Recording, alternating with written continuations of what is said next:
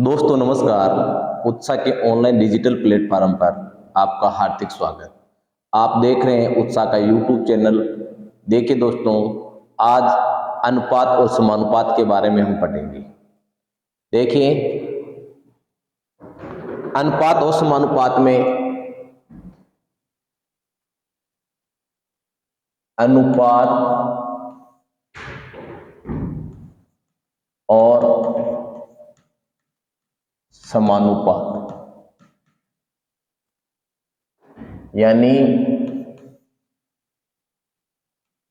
Radio and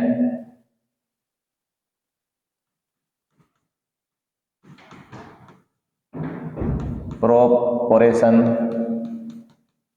ध्यान दीजिए, अगर हमें अनुपात दे रखा है कि 2:5, ये तो है अनुपात। इनको आप समानुपात में लिख रहे हो कि यहां पे संख्या लिख दी 7 या आपने संख्या लिख दी यहां 8। अब यहां देखिए कि 2 से 5 हो रहा है,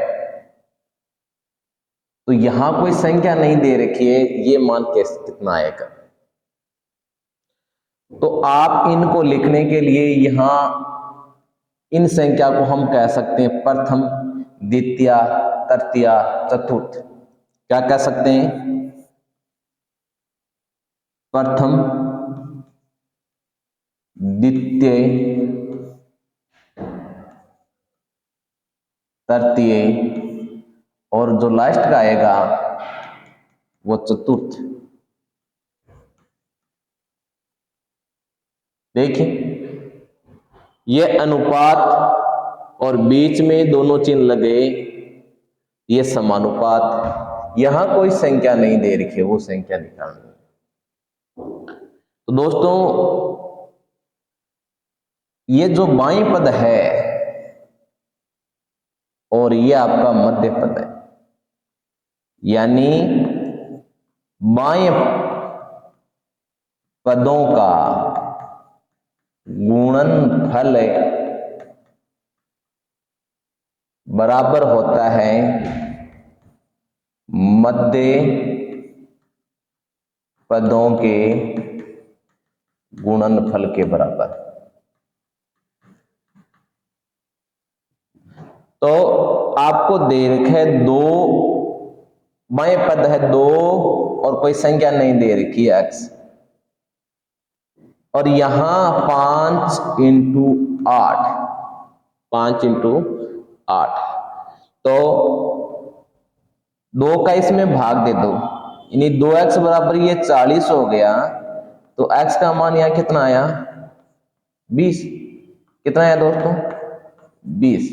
अब यहां से देखिए कि 2:5 का मतलब है ये 2 गुना, ये डबल होके आधा जुड़ रहा है। देखिए यहां 5/2 मतलब 2.5 गुना करना है। क्या हो रहा है यहां? 2.5 गुना। तो इनको भी आप 2.5 गुना कर सकते हैं, यानी 20 आ रहे हैं। ये तो आपको समझाया है केवल। एग्जाम में अगर ऐसा आए तो आप यहां देखिए इनका कितना गुना हो रहा है, 2 और 5 का कितना गुना है। तो 2 और 5 का ये 2.5 गुना है दोस्तों। तो 8 का 2.5 गुना करेंगे, वो कितना आएगा? 20। कितना आएगा? ये इनको बटा में भी लिख सकते हैं आप।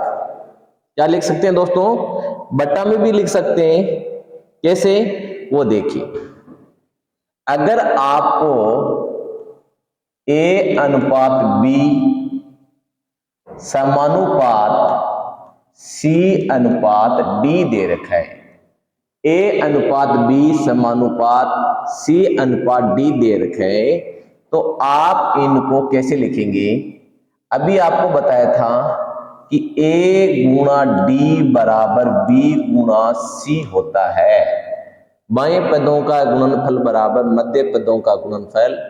तो एक इनके बटा में आ जाएंगे ए बट्टा बी लिख सकते हैं और इनको क्या लिखेंगे दोस्तों, सी बट्टा डी। देखिए ए बट्टा बी बराबर सी बट्टा डी, यानी इनको गुणा करते हैं। अगर कोई मान दे रखा है आपको कि मान दे दिया आपको 3:7 और यहाँ समानुपात 9 और यहाँ कोई संख्या नहीं दी, तो आप इनको इस प्रकार भी लिख के हल कर सकते हैं। 3/7 बराबर 9 कोई संख्या नहीं दे रही, उस संख्या लिख दो। 3x और 63 और 3 का जब 63 में भाग देंगे x का मान कितना आएगा दोस्तों, 21। पहला तरीका तो वो था कि बाएं पदों का गुणनफल बराबर मध्य पदों का गुणनफल से कर सकते हैं। उनमें अगर समय लगता है तो दोनों अनुपात को आप बट्टों में लिखिए,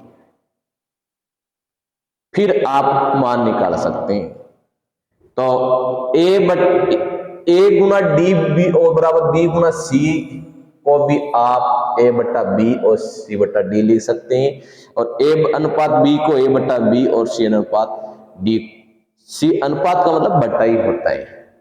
तो चलिए दोस्तों, अगला तरीका यह है कि आपको दे रखा है मध्य अनुपात पूछे। क्या पूछे दोस्तों, कि आपको अनुपात दे 3 ही,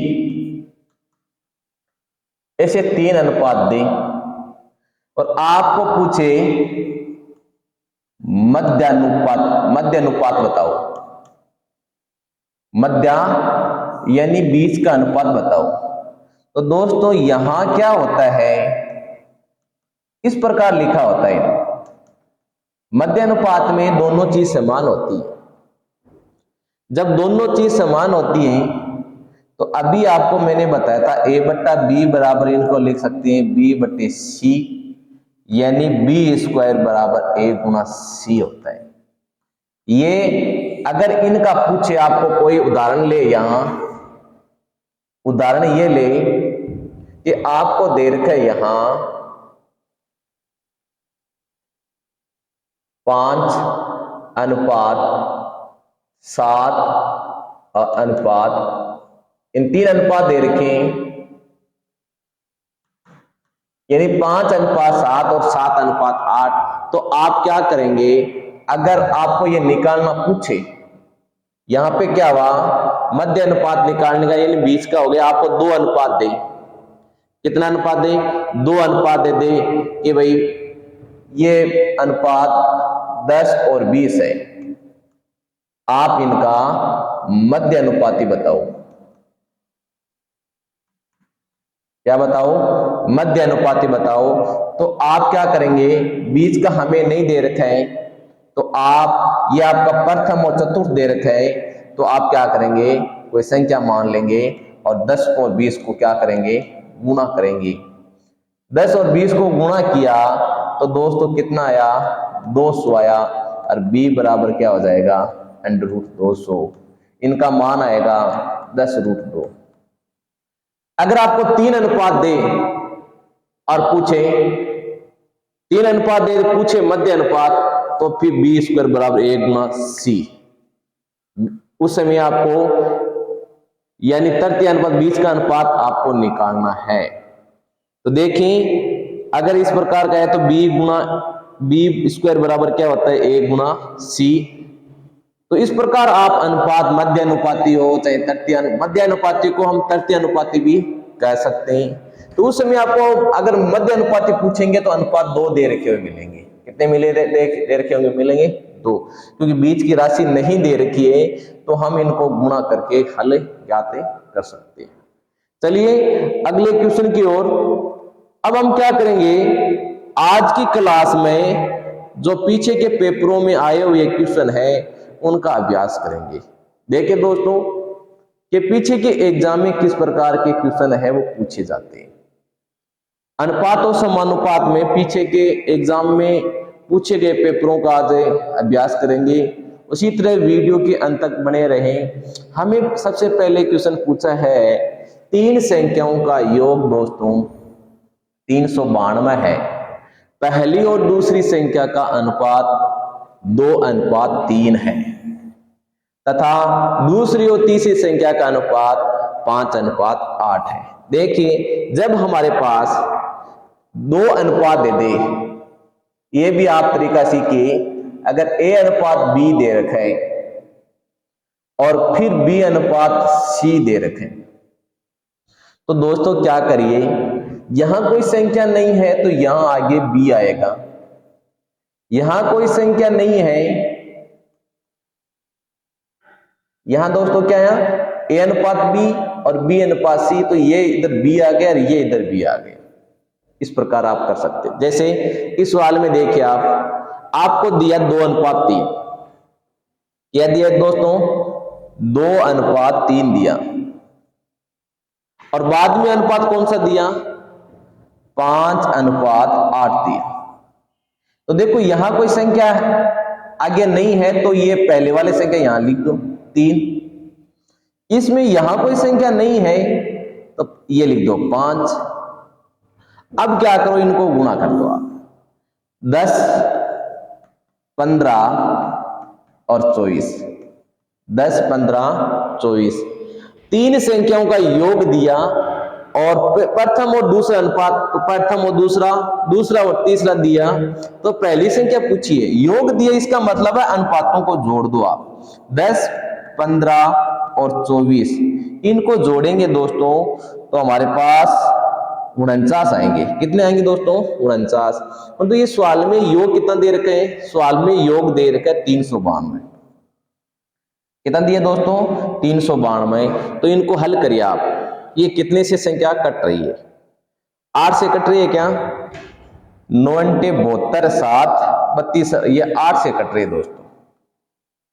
8 से कटने का मतलब है इनको भी 8 से आप गुणा करवाइए, इनको भी 8 से गुणा करवाइए, इनको भी 8 से गुणा करवाइए। गुणा करने के बाद में आपको पूछी गई पहली संख्या क्या होगी दोस्तों, तो 8 को जब 10 से गुणा करेंगे दोस्तों तो पहली संख्या कितनी आएगी 80। कितनी आएगी दोस्तों 80। ध्यान करना आपको, अगर आपको अनुपात दे रखे, एक तरीके इस प्रकार भी इनको कर सकते हैं दोस्तों, जब हमारे पास 2 अनुपात दे रखे 2:3 और 5:8, एक तरीका इस प्रकार भी होता है कि आप संख्या नहीं लिखे, उल्टा n बना दो, इनको ऐसे बना दो, तो 2 को 5 से गुणा किया 10, 5 को 3 से गुणा किया 15, 8 को 3 से गुणा किया 24, फिर अनुपातों को जोड़ दो। आपको दोनों तरीका जो भी बेस्ट लगे उस तरीके से आप करिए।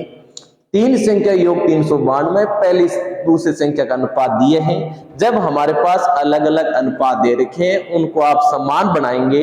2:3 दे रखे हैं, 5:8 दे रखे हैं, यहाँ कोई संख्या नहीं है तो 3 लिखेंगे, यहाँ 5 है तो यहाँ 5 लिखेंगे, 2 को 5 से गुणा किया 10, 15 और 24, फिर अनुपातों को जोड़ना है, 49 आएंगे।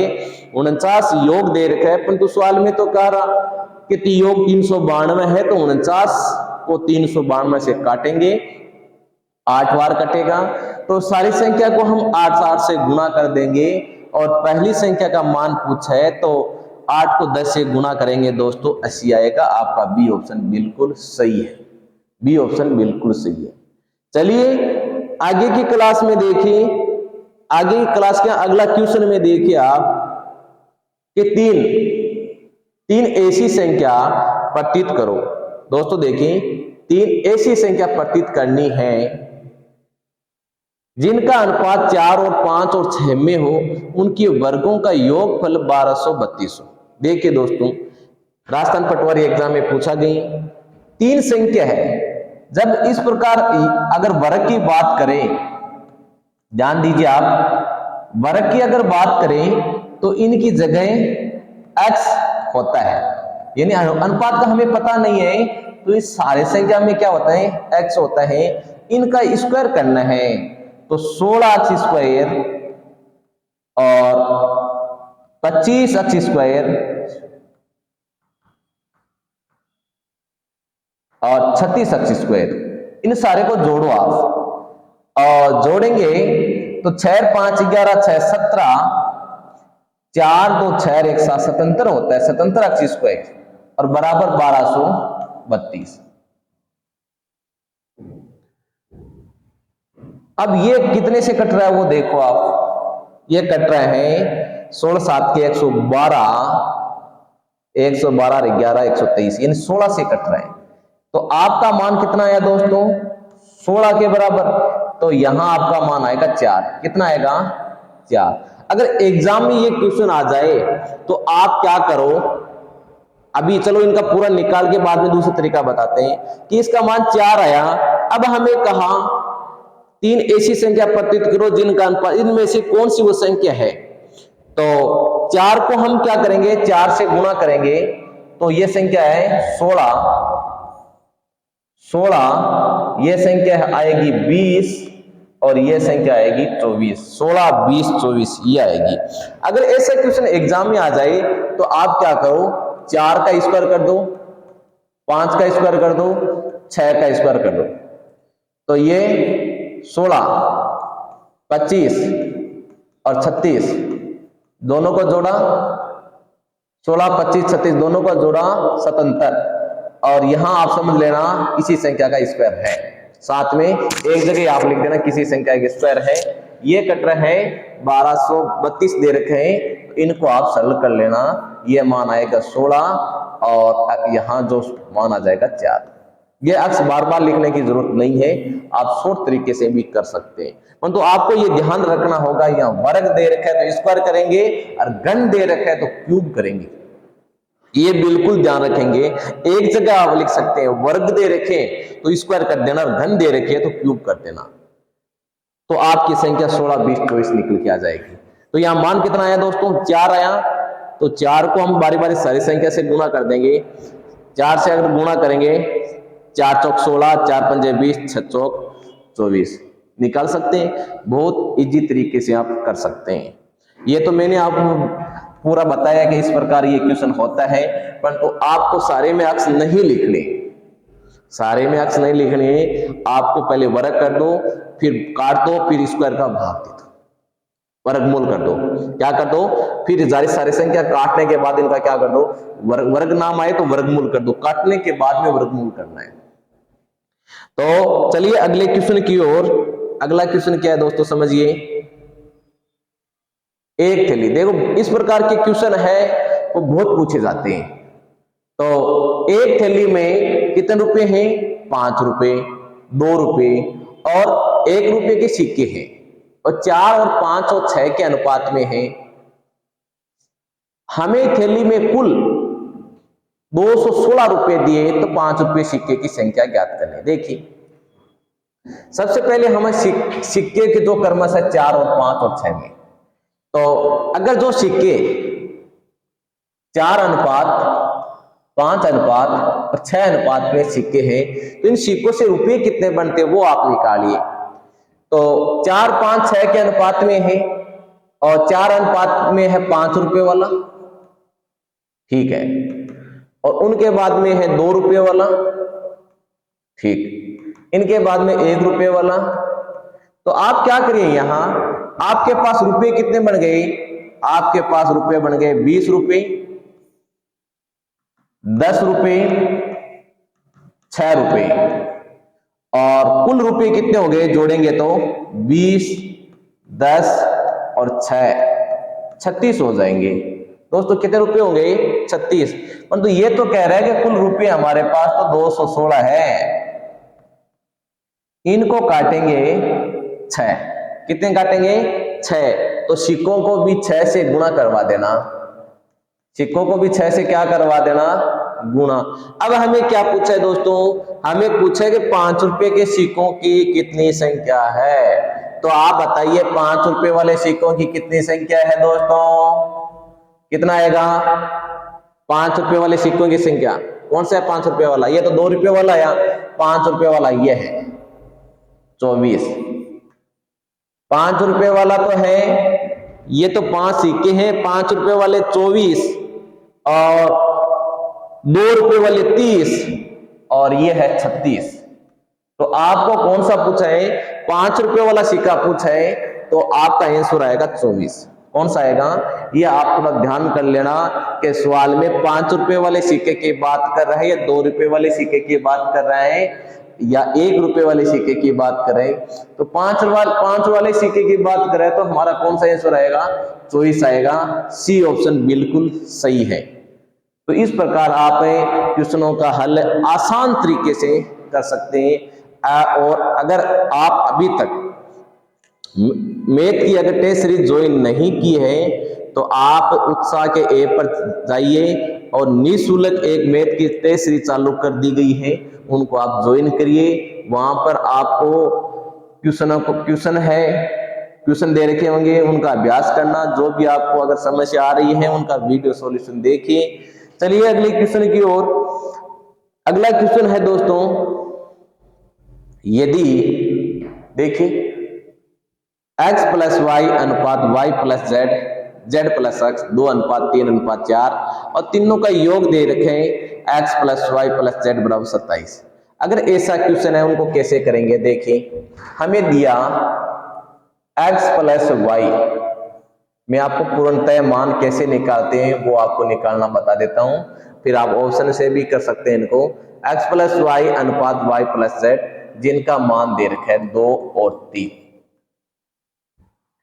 फिर आपको मान दिया y प्लस जेड और z प्लस x, इनका मान दिया 3 और 4। आप इनको हल किया तो 3x प्लस 3y बराबर है 2y प्लस 2z। यहां से आपने मान निकाला 3x का, तो 3x का मान आएगा 2z माइनस y। यहां से आपने इनका मान निकाला 4y plus 4z, 3z plus 3x और यहां से 3x का मान निकलेगा 4y माइनस z, ये मान आएगा। अब दोनों को मान बराबर रखेंगे तो 2z माइनस y बराबर 4y माइनस z, 3x के 3 बराबर रख देंगे। यहां से मान आएगा 2z, इधर एक z आ जाएगा तो 3z और 5y, यानी z का मान 3z/5y, यानी z बटा y बराबर 5/3, यानी z का मान तो आ रहा है 5 और y का मान आ रहा है 3। अब हमें यहां से मान निकाल लो x का। जब x का मान निकालेंगे तो 5 दूनी 10, x का मान आएगा हमारे पास 3x बराबर है 10 माइनस 5 दूनी 10, 10 में से 3 घटाएंगे 7, ये गलती कर दी क्या कहीं? 3x plus 3y, 2y plus 2z, 3x और इधर से 2z माइनस का 3y है तो माइनस का y, इधर 4y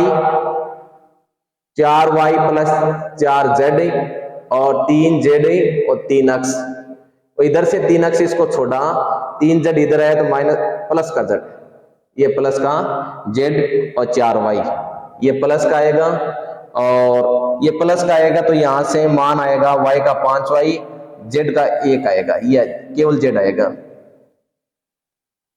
तो z बटा y 1, यानी जब y का मान कितना आ रहा है दोस्तों? 1 आ रहा है। जब y का मान 1 आ रहा है तो 10 में से 1 गया 9, तो x का मान आएगा 3, 9/3 बराबर 3, यानी x का मान हमारे पास क्या आएगा? 3। अब आप देखिए जब z का मान 5 है, y का मान 1 है, x का मान 3 है, अब हमें x y z का मान पूछा है। यहां हमारे x y z का मान कितना आ रहा है दोस्तों? यहां हमारे पास x plus y plus z का मान आ रहा है 5, यानी 10, 1 और 5 आ रहा है, यानी 4 9 आ रहा है, और यहाँ पे क्या आ रहा है? 27। इसका मतलब है इनको 3 3 से गुणा करेंगे, 3 3 9, 3 और 15। अब हमें क्या पूछा कि z का मान कितना है दोस्तों? z का मान हमारे पास है 15। कितना है। इस प्रकार इस क्वेश्चन को आप इस तरह हल कर सकते हैं, 9:3:15। और आप ऑप्शन से भी कर लेना इनको, आपको जो इजी लगे कि जेड का मान निकालना है तो संख्या सोचनी पड़ेगी आपको, संख्या आपको सोचनी पड़ेगी कि किन किन को जोड़े तो कितना अनुपात आई। तो आपका सी ऑप्शन बिल्कुल सही है। चलिए अगले क्वेश्चन की ओर। यदि तीन संख्याएं 5:7:9 के अनुपात में है, उनका लसागु 1260 है, सबसे बड़ी संख्या आपको पूछिए। अगर लसागु की बात करें जो अनुपात में है दोस्तों, जो क्या है अनुपात में है, उनका आप लसागु निकालो। अगर कुल लसागु दे रखे है, अनुपात दे रखे है, तो आप जो अनुपात में संख्या है उनका लसागु निकालिए। 5:7:9 में इनका लसागु निकालेंगे वो कितना आएगा। जब इनकी लसागु की बात करें तो इनको गुणा कर दो आप। जब इनको गुणा करेंगे 63, 5 से गुणा कर दो 15, 30 31, 315। हमें यहां कितना दिया दोस्तों, यहां तो कह रहा है लसागु 1260 है, इनका मतलब इनको काटने पर 4 आता है। कितने आता है दोस्तों 4, तो आप इनको 4 से गुणा करवा दो। जब 4 से गुणा करेंगे तो 20 और 28 और 36। अब आपको क्या पूछा है, आपको पूछा है सबसे बड़ी संख्या कौन सी है दोस्तों, तो सबसे बड़ी संख्या है 36। तो अगर आपको लसागु निकालना है, लसागु का क्वेश्चन दे रखा है, तो आप सबसे पहले आपका काम होता है अनुपात का लसागु निकालना। जितना लसागु आएगा उनका आप बराबर रख देना, 1260 के जो संख्या कटेगी उनको अनुपात से गुणा कर देना। ये राजस्थान पटवारी एग्जाम 2016 में पूछा थे। तो इस प्रकार आप क्वेश्चनों को हल कर सकते हैं। रुपये पैसे वाले का कर सकते हैं, अनुपात ये आए आपको रुपये पैसे वाला, और लसागु मैसे वाला भी आप कर सकते हैं। चलिए अगला क्वेश्चन आपका है कि क्या कह रहे हैं कि राम श्याम घनश्याम की औसत आयु। 3 लड़का है, राम श्याम और घनश्याम।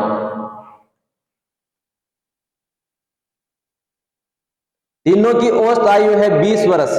तो कुल तीनों की औसत है, औसत कितनी दे रखी है दोस्तों, औसत आयु है 20।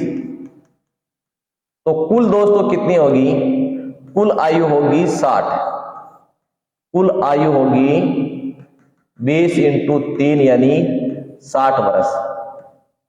जब कुल आयु अगर 60 वर्ष है तो उनकी आयु का अनुपात क्रमशः 2:3:5 में है। तो 2:3:5 तो इनको जोड़ दीजिए आप। इनको जोड़ने पर यहां आता 10, यहां तो कुल आयु होती 10 और ये कह रहा है 60। इसका मतलब क्या हुआ कि एक की वैल्यू है 6 के बराबर, तो इनको 6 से आप गुणा कर दो। इनको 6 से गुणा करेंगे तो ये 12, ये 18 और ये 30। अब आपको क्या पूछा इसमें, राम की आयु बताओ। राम 1 नंबर पर है दोस्तों, 1 नंबर पर राम है, तो राम की आयु 12 वर्ष आएगी। देखिए क्या करना है, ये औसत दे रखा है, औसत का मतलब 3 संख्याओं 3 व्यक्तियों का औसत 20 है, तो तीनों की आयु 20 को 3 से गुणा करेंगे तो 60 आएगी। अब हमें कहा अनुपात में दे रखे हैं, अनुपात में जोड़ा तो यहां 10 आया और ये कह रहा है 60 वर्ष है, तो 10 को 60 से काटेंगे तो 6 आएगा। सारे अनुपात को 6 से गुणा कर देना। जब 6 से गुणा करेंगे तो आपकी 12, 18, 30 आएगी। यानी राम है 12 वर्ष का है, श्याम 18 वर्ष का, घनश्याम 30 वर्ष का है। तो इस प्रकार आप क्वेश्चन का हल निकालना है। चलिए अगले क्वेश्चन की ओर देखिए। हरि राम श्याम एक व्यापार आरंभ। हाँ, व्यापार वाले क्वेश्चन, लाभ हानि के क्वेश्चन, साझा और इस मिश्रण है, नाव वाले, रेल वाले, ये सारे जो अनुपात के प्रतिशत वाले, लाभ हानि, सरल ब्याज, चक्र, सारे क्वेश्चन है वो अनुपात में आते हैं। तो देखिए राम श्याम, हरि राम श्याम एक व्यापार आरंभ करते हैं, 5 माह बाद हरि ने 5000 वापस ले लिया। देखो 3 व्यक्ति हैं, एक का नाम हरि, एक का नाम राम और एक है श्याम। हरि राम श्याम एक व्यापार आरंभ करते हैं, 1000 रुपए का निवेश, 10,000 रुपए का निवेश करता है। 5 माह बाद हरि ने अपने 5,000 ले लिए और राम ने 4,000 वापिस ले लेता है। हरि ले लेता है और राम ले लेता है और श्याम क्या करता है, 6,000 रुपए लगा देता है। 5 महीने के बाद की बात करता है। इसका मतलब है 5 महीने तक दोनों ने राशि लगाई है, बाकी राशि लगा रहे हैं 7 महीने तक की। देखिए 5 महीने तक दोनों लगा रहे हैं सब। अब 5 महीने के बाद वो क्या है, निकाल रहे हैं। अब देखो कितने निकाल रहे हैं। 5 महीने तक तो ये 10,000 लगाया, हरि ने कितना लगाया, 10,000। और 5 महीने के बाद हरि ने 5,000 वापस ले लिए। 5,000 वापस ले लेने का मतलब 5,000 बचा। राम ने भी क्या क्या 4,000 ले लिया, इसका मतलब 4,000 ले लिया तो बाकी कितना बचा, 6,000। यहां तो 10,000 ही आ रहे हैं। श्याम क्या करता है, 10,000 में 6,000 और मिलाता है। 10,000 तो 5 महीने के लिए लगाता ही है, ये 6,000 और मिला लेता है, यानी 16,000 हो गए। कितने हो गए। अब इनको आप जोड़ दो। अब इनको जोड़ते हैं तो देखो दोस्तों, 10 को 50 और 35, 85,000 हो गए। कितने हुए, 85,000। ये जोड़िए 50 और 42, 92,000 हो गए। 50 और 112, 112 में 50 जोड़ेंगे तो 162 हो जाएंगे। अब इनको हल कर लो आप। 3 0 से 3 0, 3 0 कैंसिल। अब कट रहा है तो काट दो आप। 17 से कट रहा है या 13 से कट रहा है, जोड़ लो। अब क्या कर रहे हैं कि वो 339 नहीं कटता तो जोड़ दो इनको। 85 को, 92 को और 162 को जोड़ दो। जोड़ने पर क्या होता है, 9 6 9 15 8 23 2 339। ये तो कह रहे हैं 33,900 रुपये आ रहे हैं और यहां हमारे पास अनुपात में 339 आ रहे हैं। इनको सरल कर लो आप दोस्तों। जो इनको सरल करेंगे तो एक अनुपात की वैल्यू आएगी 200 और उनका अनुपात क्या चल रहा है, 85 92 162। तो आपको किसका पूछा है, आपको पूछा गया है कि राम का कितना मिलेगा। राम कितने नंबर है, 2 नंबर। 2 नंबर राम है तो 92 को आप 100 से गुणा कर लेना, 9200 आएगा।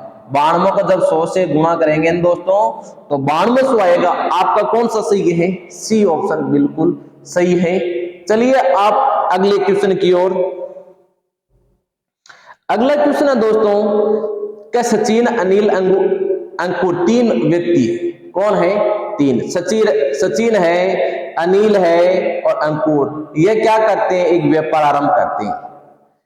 इसने रुपए कितने लगाए, सचिन ने लगाए हैं, सचिन, एक का नाम अनिल, एक अंकुर। ये 3 व्यक्ति हैं जो सांझे में व्यापार करते हैं। तो 26,400 इसने लगाए, ये 27,600 लगाए और ये इसने रुपए लगाए 28,800। देखो 2 0 से 2 0 कट गई। पहले इनको अनुपात में काट दो अच्छी तरह। अभी भी कट रहे हैं, कितने से कट रहे हैं, 4 से काटेंगे इनको। ये 4 से कटे हैं और वैसे अगर नहीं कटे तो कोई बात नहीं है, आप क्या कर दो, आपको निकालना आना चाहिए। कट रहे हैं तो कोई बात नहीं, मेरे हिसाब से कट जाएंगे। देखिए नहीं कटता तो तीनों को जोड़ दो। कट रहे हैं नहीं, अपन 4 से काटा तो कितना आया, 7 और 2 आ गए 72। 4 से काटा इनको, 6 चौक 24, 36 69 और यहां पे काटा 6 चौक 24 66, फिर भी कट रहे हैं। 22, 23 और 24। अब देखो इनको जोड़ेंगे तो ये 69 आएंगे। कितना आएंगे दोस्तों? 69। इनको जोड़ेंगे नहीं तो 69 आएंगे। और ये क्या दे रखा है? 69,000 के बराबर दे रखा है। आप नहीं कटो तो कोई बात नहीं है, तीनों को जोड़ करके 69,000 में भाग दे देना। तो यहाँ कटने के बाद में ये संख्या क्या छोटी बढ़ जाती है और ये 1000 से कट जाती है। अब हमें क्या पूछा दोस्तों? हमें पूछा गया है अंकुर का भाग बताइए। अंकुर 3 नंबर पर आता है तो 3 नंबर का मान 24 है, तो अंकुर का भाग दोस्तों कितना होगा? 24,000। कटने के बाद में क्या होता है? ज्यादा भाग देने की आपको आवश्यकता नहीं होगी, सीधा 69 मिलेगा, 69 से काट सकते हैं। अगर नहीं काटते हैं फिर भी इस संख्या का आप भाग दे देना। अगर संख्या नहीं कटती है तो सारे अनुपात को जोड़ के 69,000 में भाग दे दो, फिर भी आपका क्वेश्चन गलत नहीं होगा। चलिए अगले क्वेश्चन की ओर। अगला क्वेश्चन है दोस्तों 9वां। देखिए कि 2 बराबर गिलास है। देखिए 2 बराबर गिलास है और जिसमें दूध भरा है। तो बराबर गिलास में पहले तो आप दूध देख लो, पानी देख लो कितना कितना है। जब पहले गिलास की अगर बात करें तो पहले गिलास में 1/4 तो है दूध। दूध कितना है दोस्तों? पहले गिलास में दूध की अगर बात करें तो दूध है 1/4। और अगर दूसरे गिलास में पानी की बात करें, पहले गिलास में पानी की बात करें, पहले गिलास में पानी तो 3/4 आएगा। इसमें क्या हुआ? पहले दूध था उसमें पानी भर दिया गया, तो 1/4 दूध था, इसमें पानी भर दिया गया, तो पानी कितना भरा? 3/4 भरा। दूसरी गिलास में 3/5 दूध था। दूसरी गिलास की अगर बात करें तो 3/5 पानी था और इनमें पानी कितना भरेंगे? 2 और 2/5। अब क्या दोनों अनुपातों को आप जोड़ दीजिए। जब इन अनुपातों को जोड़ते हैं कि भाई दूध का कितना है, तो 1/4 प्लस है 2/5 और अनुपात 1/4 प्लस है दूध का कितना है? 3/5। 3/5 ये तो दूध का आ जाएगा दोनों गिलासों का, और इधर निकाल लेना पानी का, तो 3/4 प्लस है वो आ जाएगा 2/5। इन जोड़ दो आप, तो ये तो आपका 20, 5 और 4 3 है तो 4 3 12 और अनुपात 20, ये आपका 5 या 15, ये 8, यानी 20 से 20 कैंसिल हो जाएंगे, आपके अनुपात आएंगे 17 और 23। सी ऑप्शन बिल्कुल सही है। कितना सही है? सी। आप क्या कीजिए, दूध का अलग लिख दीजिए, पानी का अलग लिख लीजिए, दूध का जोड़ दीजिए, पानी का जोड़ दीजिए, तो दूध और पानी का अनुपात आ जाएगा 17 और 23 आ जाएगा। कितना आएगा दोस्तों? 17 और 23। चलिए अगले क्वेश्चन की ओर। लास्ट क्वेश्चन है आज की क्लास का, लास्ट क्वेश्चन है कि एक एयर कंडीशनर तथा टेलीविजन के मूल्यों में 7:9 का अनुपात है। देखिए कितना है? 7:9 में दे रखा है अनुपात। किस किस का? एक तो एसी और एक है टीवी। एसी और टीवी का दे रखा है। अब हमें कहा टेलीविजन का मूल्य एयर कंडीशनर के मूल्य से 8,000 रुपया दी गई। इसका मतलब यहां तो 2 का अंतर आ रहा है और ये कह रहा है 8,000 है, तो यहां ए की वैल्यू कितनी आएगी दोस्तों? 4,000। अब हमें पूछा टेलीविजन का मूल्य कितना आएगा, इनको 4,000 से गुणा कर दो, और अगर एसी का निकालना तो इनको भी 4,000 से गुणा कर दो। हमें इनका पूछा है तो 9 चौक 36, आपका बी ऑप्शन बिल्कुल सही है। अगर ये वीडियो आपको पसंद आए हैं तो आप ज्यादा से ज्यादा लाइक कीजिए, शेयर कीजिए, कमेंट करिए। अभी तक अगर मैथ की टेस्ट सीरीज ज्वाइन नहीं किए तो उत्साह ऐप पे जाइए आप और उत्साह ऐप डाउनलोड कीजिए। वहां पर निःशुल्क मैथ के टेस्ट चल रहे हैं, उनको ज्वाइन करो और उनके बाद आप अगर कोई समस्या आती है उनका सॉल्यूशन देखिए। जय हिंद, जय भारत, धन्यवाद। फिर मिलते हैं।